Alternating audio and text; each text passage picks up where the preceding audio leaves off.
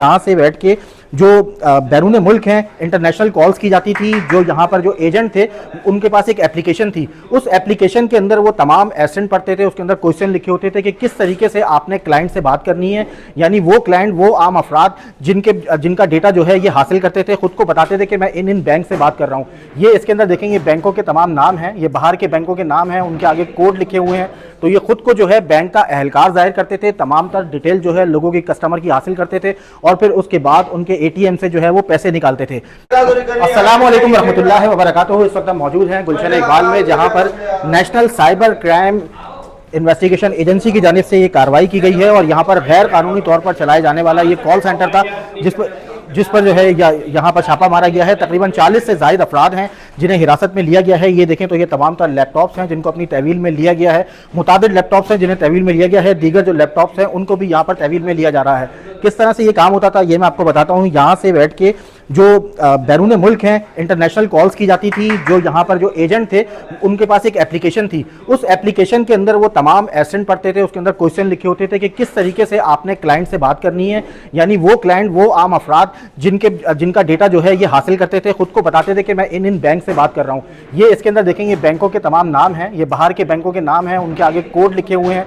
तो ये खुद को जो है बैंक का अहलकार जाहिर करते थे, तमाम तर डिटेल जो है लोगों की, कस्टमर की हासिल करते थे और फिर उसके बाद उनके एटीएम से जो है वो पैसे निकालते थे।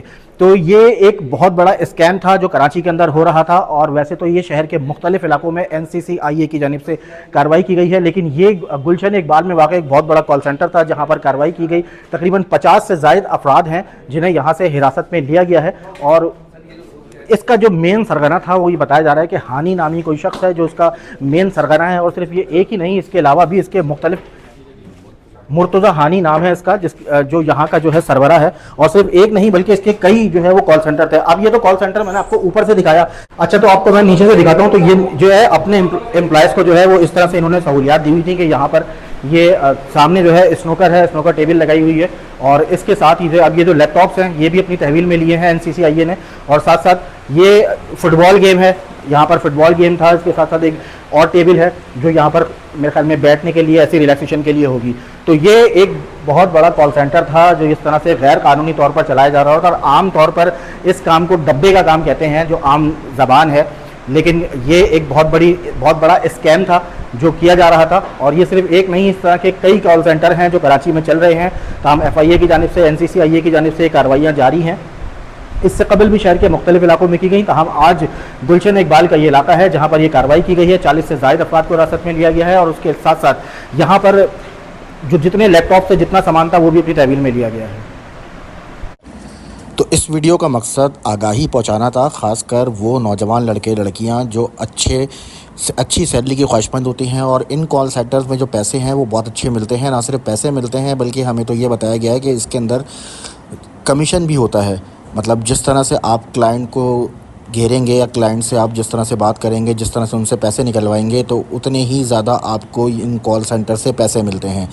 तो भाई जो वालिदैन हैं वो अपने बच्चों का ख़ासकर ख्याल रखें कि अगर बच्चा किसी कॉल सेंटर में काम कर रहा है तो वो कॉल सेंटर लीगल है, इल्लीगल है, इन तमाम बातों का ख्याल रखें। और साथ साथ वो नौजवान लड़के लड़कियां जो जॉब करने के लिए इस तरह के कॉल सेंटर्स में आते हैं वो भी इस बात को देखें कि अगर वो अपना नाम बदल कर किसी क्लाइंट से बात कर रहे हैं, उसका डेटा इकट्ठा कर रहे हैं, तो ये तमाम चीज़ें गैर कानूनी हैं। आप किसी भी शख्स के बैंक की तमाम तर तफसीलात मालूम करते हैं, उनसे फिर पैसे निकलवाते हैं, तो ये तमाम तर जो है वो ये इल्लीगल काम है, गैर कानूनी काम है। तो इन चीज़ों से बचें और ज़रा से चंद पैसों के खातिर आप लोग ये काम करते हैं और फिर उसके बाद जो है वो परेशानी होती है, आपके घर वालों को होती है, आपको ख़ुद होती है। तो इस परेशानी से बचें और इस तरह के कामों से, इस तरह की जो जॉब्स हैं, इस तरह की नौकरियां हैं वो करने से गुरेज़ करें।